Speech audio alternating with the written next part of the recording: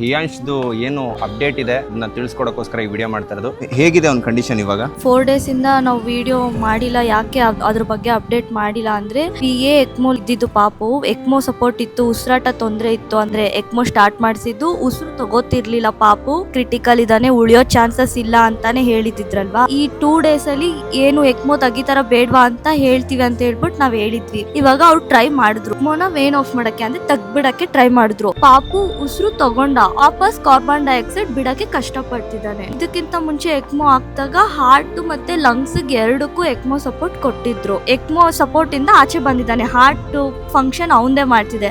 ಏನ್ ಸ್ಯಾಚುರೇಷನ್ಸ್ ಬರ್ಬೇಕು, ಎಷ್ಟು ಲೆವೆಲ್ಸ್ ಎಲ್ಲ ಎಷ್ಟಿರ್ಬೇಕು ಅವೆಲ್ಲ ಡಾಕ್ಟರ್ ಹೇಳೋ ರೀತಿ ಅವನ್ ಹಾರ್ಟ್ ಕಂಪ್ಲೀಟ್ ಅವಂದೇ ಕೆಲಸ ಮಾಡ್ತಿದೆ. ಲಂಗ್ಸ್ ಮಾತ್ರ ಕೊಲಾಪ್ಸ್ ಆಗಿತ್ತು. ನಾವ್ ಇಲ್ಲಿ ಬಂದಾಗ ಲಂಗ್ಸ್ ಕಂಪ್ಲೀಟ್ ಡ್ಯಾಮೇಜ್ ಆಗಿ ಲಂಗ್ ಫೇಲ್ಯೂರ್ ಅಂತಾನೆ ಅದಕ್ಕೆ ಹೆಸರೇ ಇತ್ತಲ್ವಾ. ಬಟ್ ಆದ್ರೆ ಆಕ್ಸಿಜನ್ ತಗೊಳ್ಳೋ ಅಷ್ಟು ಶಕ್ತಿ ಬಂದಿದೆ. ಅದಕ್ಕೆ ಟ್ರೀಟ್ಮೆಂಟ್ ಕೊಡ್ಸಿದ್ದಾರೆ. ಇದು ಜನ ಆಲ್ರೆಡಿ ನನ್ಗೆ 55 ಲಕ್ಷ ಇಂಪ್ಯಾಕ್ಟ್ ಗುರುಲ್ ಏನ್ ಬಂತಲ್ಲ ಆ ಕಾಸಿಂದಾನೆ ಅವ್ರ ಕಾಸಿಂದಾನೆ ಈ ಎಕ್ಮೋನ ತೆಗ್ಸಿ ವಿ ಎಕ್ಮೋನ ಹಾಕ್ಸಿದೀವಣ್ಣ.